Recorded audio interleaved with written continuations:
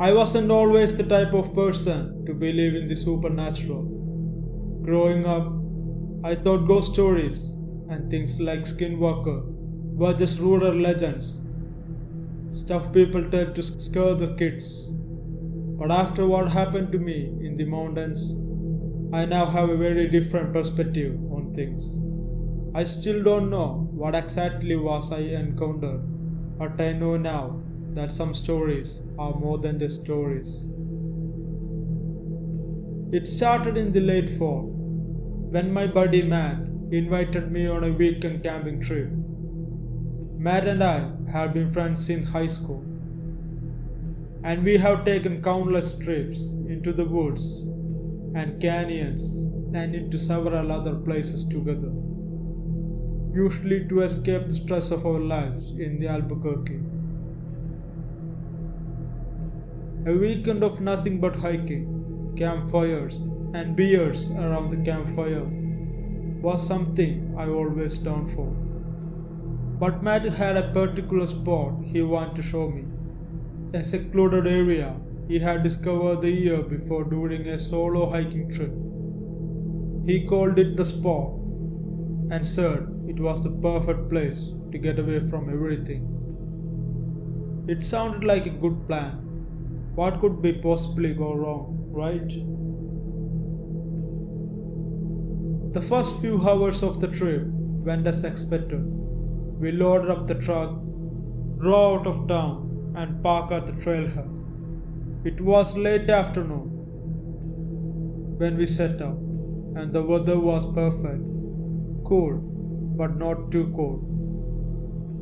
With that crisp autumn air that smelled like earth and pine, we hiked for a few miles, talking about old times, swapping stories, enjoying the quietness of the forest. By the time we reached the spot, the sun was starting to dip below the horizon, painting the sky with a streak of orange and purple. The place Matt had picked was isolated, nestled in a small clearing near a creek. The air was chill, and the trees around us seemed to close in like they were watching us.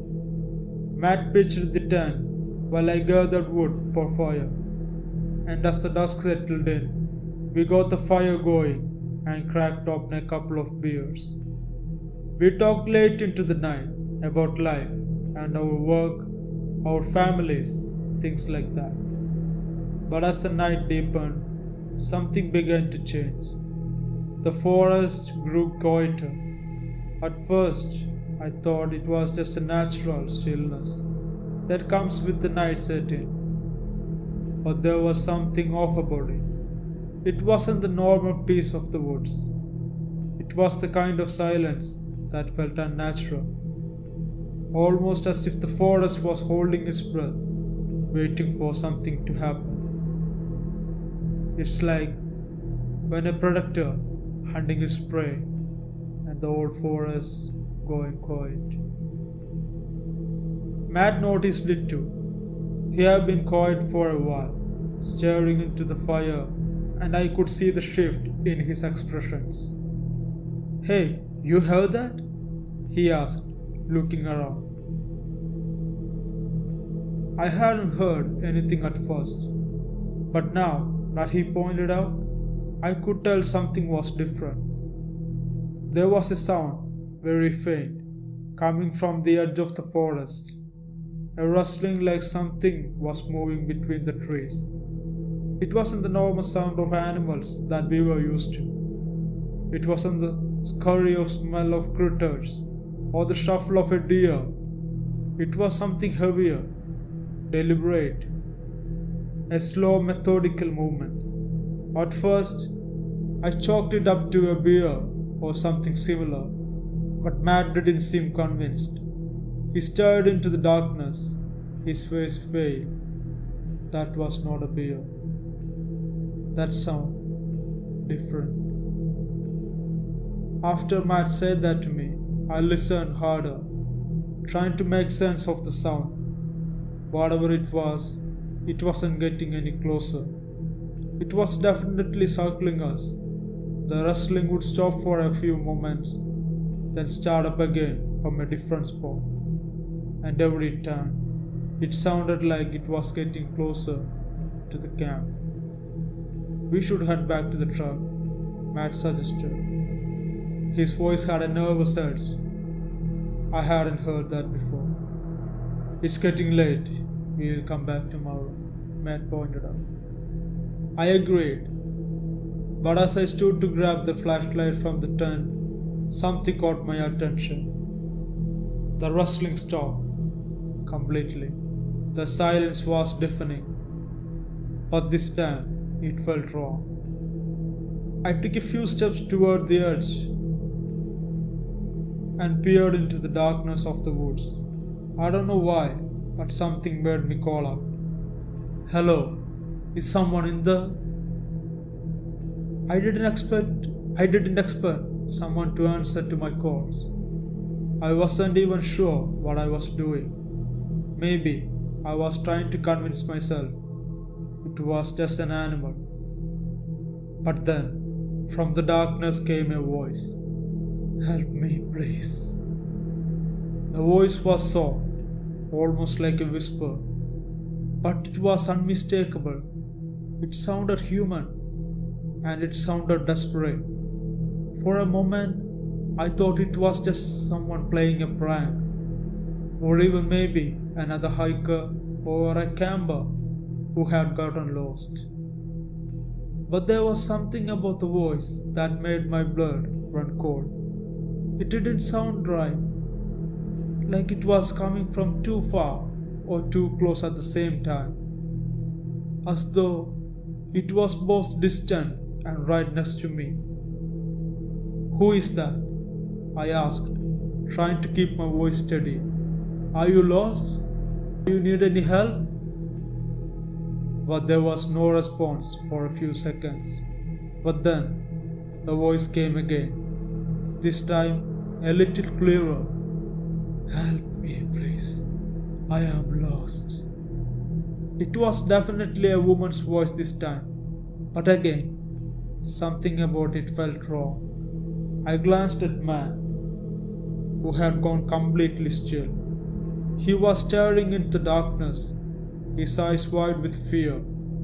"Don't," he whispered, shaking his head. "Dude, don't respond. It's not real." "What do you mean, it's not real?" I asked, stepping closer to him.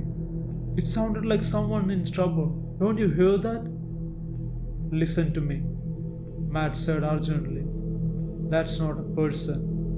That's a Skinwalker. We are not supposed to mess with that." A chill ran down my spine at the word. I heard the term before, of course. Skinwalkers were part of Native American folklore, particularly among the Navajo legend. Particularly among the Navajo community. They were said to be witches or shamans who could transform into animals, but more terrifyingly, they were also believed to be able to mimic human voices, luring people into the woods to kill them.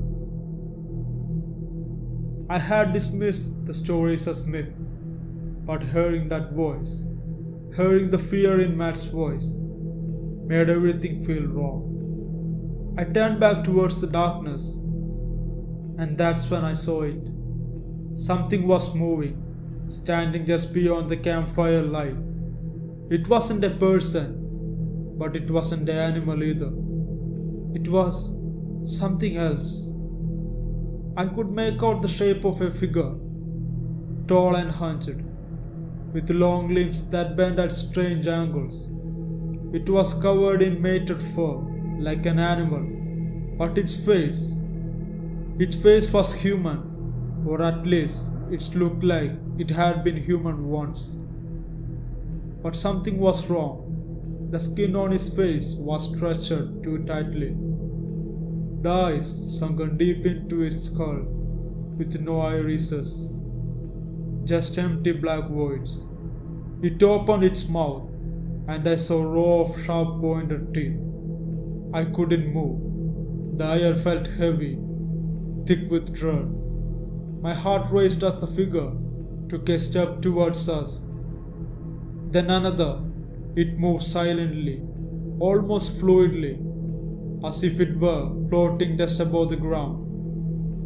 "Matt, we need to go now," I shouted. Matt didn't need any more convincing. He grabbed the gear and we bolted towards the truck. But as we did, I heard the voices again. "Help me," it whispered. So close now, almost felt like it was coming from inside my head. "Please." We didn't stop running until we reached the truck. Matt started the engine in a panic, and we sped off the trail, not daring to look back. The drive back to Albuquerque was long and silent and tense. Neither of us spoke too much. We both knew what we had seen, but neither of us wanted to acknowledge it. I'm not sure Matt even believed in Skinwalker until that night. But I could tell something in him had changed. The terror in his eyes was enough to convince me that whatever we had encountered wasn't just a trick of the mind. Since that night, I had never been the same. I can't go back to those mountains. I don't even feel safe driving through the northern mountains. I don't know what the thing was, or if it was really a skinwalker. But I know one thing, there are something out there in the dark that you shouldn't mess with. And I am telling you this because I don't want anyone else to find out the hard way. If you ever heard someone calling your name from the darkness, don't go looking for them and don't answer either. Just walk away. Just walk away. It might be the last decision you ever make.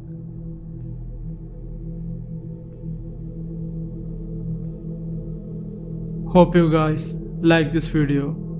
If you did, please consider subscribing to this channel. Enable the bell icon so you don't miss new uploads. And also check out other videos in this channel too. Like them and share them. And if you have any suggestions or any improvements I need to make in this channel, please post them in the comment section.